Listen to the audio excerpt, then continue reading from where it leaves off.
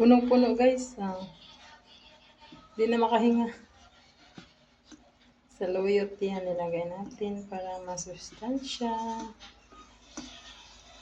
Punong-puno.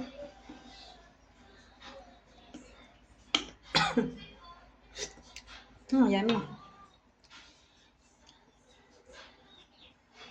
Kami ba? Ang sarap nito guys. Oh, kumakain ba kayo ng ganito? Saluyot.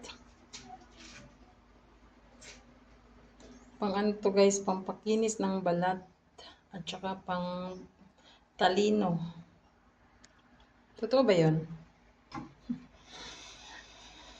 Tapos yung ilalim nito ay may kalabasa at saka manok. Yan. Ang tawag dito ay tinola na may kalabasa na may saluyot. Invento ko lang yan guys. Yummy. Sarap kasi humigop ng sabaw.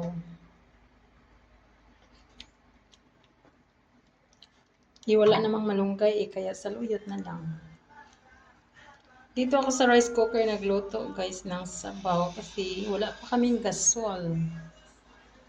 Bibili pa kami ng gasol guys. Yan, di ba? Nandito na yung ano ng kalabasa ko. Yan lang guys. Bye-bye. Kainan na.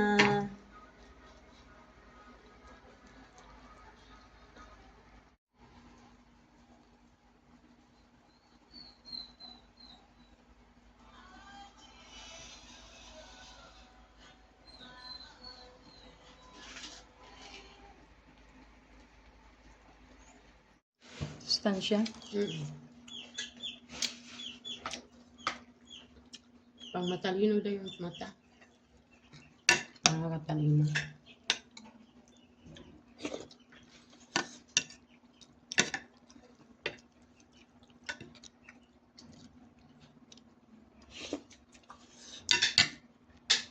Sarap yung talong gataan.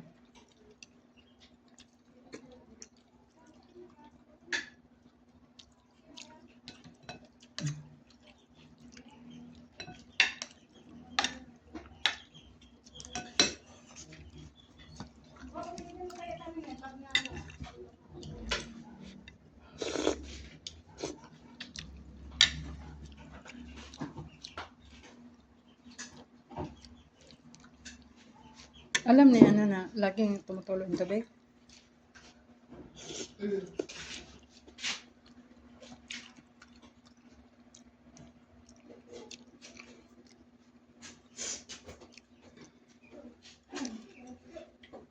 Salmon.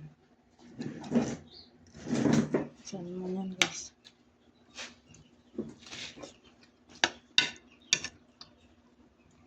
Ano?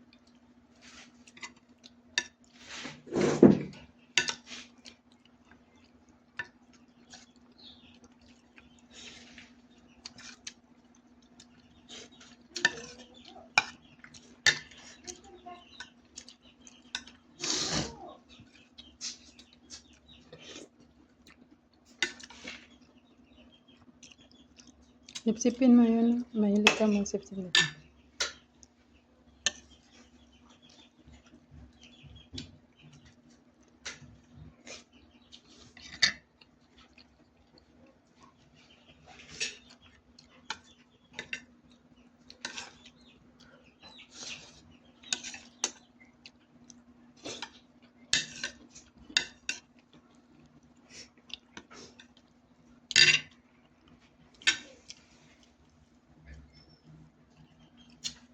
Mas okay pala siya pag ihalo sa gulay.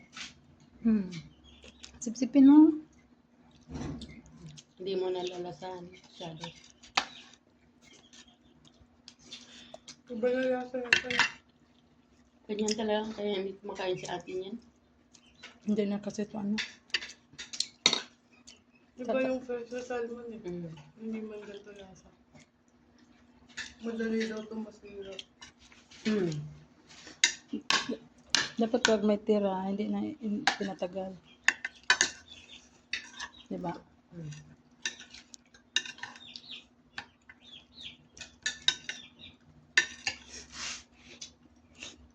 Hindi, nakalagay sa rep.